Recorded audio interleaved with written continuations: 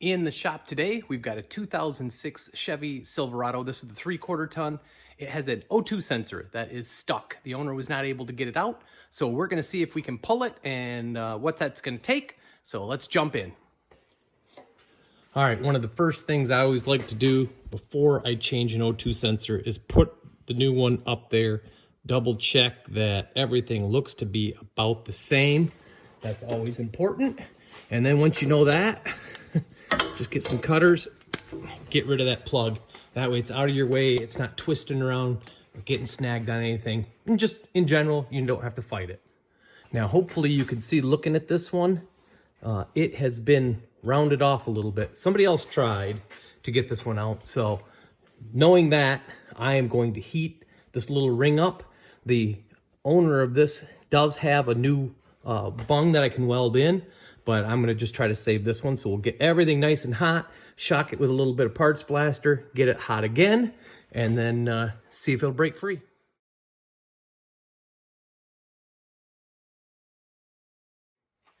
All right, we're gonna kind of let the smoke clear just a little bit. As you can see, that time I wasn't too concerned about where I got the heat. I just heated everything up and then kind of shocked it with the parts blaster. You could use water or anything else. Just be careful if there's any gas leaks or anything on your vehicle. But now I'm gonna reheat it now after I've kind of cooled it just a little bit, but I'm just gonna try to keep all the heat right there in the ring. And that way that expands and hopefully the sensor will stay kind of small.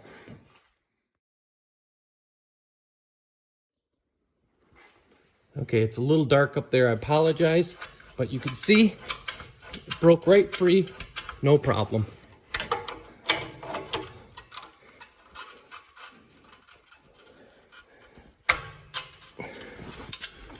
So just work it back and forth slowly, and just every once in a while make sure you put a turn on it.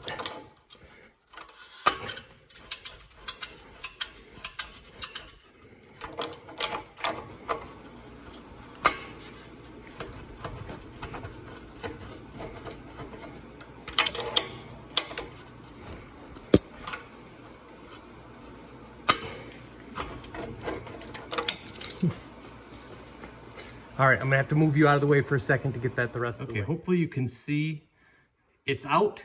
It did take a little bit of the threads, so I'm gonna take a tap once this cools a little bit, clean up those threads to put the new one in. Okay, there is the old one. As you can see, hopefully, it kind of took most of the threads right off as I was turning it out, but we'll clean that up, get the new one in. So the next thing I did, take the new sensor, get my little gauge, found out that it is in 18 millimeter by 1.5 thread, found the correct tap, and we'll get in there and see if we can just tap that hole and get the threads good. Okay, so the fancy handle and the chuck for the tap is too big to fit up in the frame where this is at. So we're just gonna use a small crescent wrench and see if we can do it that way. So, got it started. Just slowly working it in. Sorry, couldn't show you much of it because my kind of takes two hands to do this, but just kind of work that tap in nice and slowly. Go back and forth with it a whole bunch. That way you're cleaning everything as you go. And once it starts turning pretty easy, you should pretty much be there. And I think I am almost to that point. So we'll just see if we can take it all the way out and see how that new one fits. One thing I did do is take a little bit of brake parts cleaner just to clean that out. It's kind of in a bad spot, so you get what you get, but don't want to leave a bunch of oil and stuff right there where that sensor is going to be going in. Okay, so now we'll just make sure that we have it good.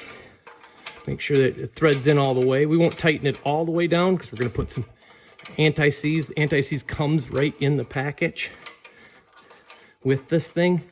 Yep, so that goes down nicely.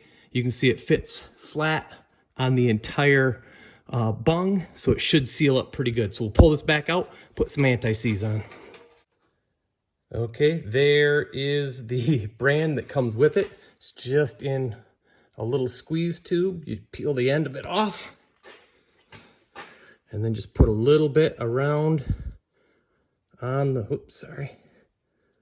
Ooh. I don't want to get too much. I don't want to have it everywhere. Anybody that's ever worked with anti-seize know what that's like. So we'll just kind of get a nice little, whoops, I'm sorry, I keep getting you out of the shot there.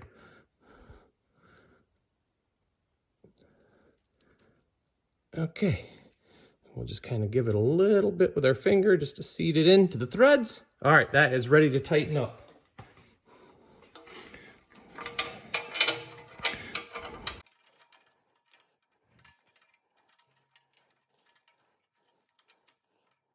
All right, there it is. This one is a 22mm wrench. All right.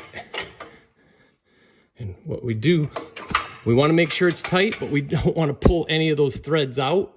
So as long as it crushes that little crush sleeve, there we go. That's a big wrench to put on it. That should be nice and tight. We route it back up to its original spot.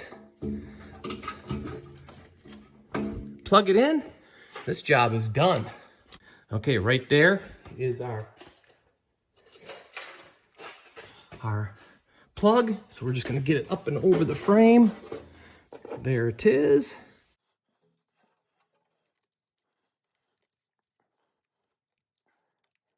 It clipped, and then there's that little safety guy. We'll stick that in there so that it is all looking factory and call this job done.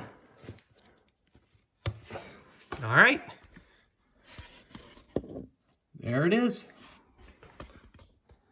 Okay, well, it's all in. It is seated well. It isn't leaking when it's running, and everything plugged back in.